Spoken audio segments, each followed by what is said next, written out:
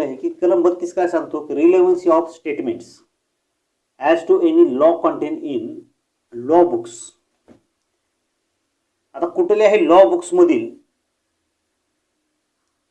एखादी स्टेटमेंट असेल किंवा एखादी शब्दरचना असेल, त्यातील जे काही शब्दरचना आहे, त्यातील जी काही स्टेटमेंट आहे, त्यातील जी काही कंटेंट्स आहेत, रिलेव्हन्सी ऑफ स्टेटमेंट जे काही रिलेव्हंट आहेत म्हणून यापूर्वी सांगितलेले होते.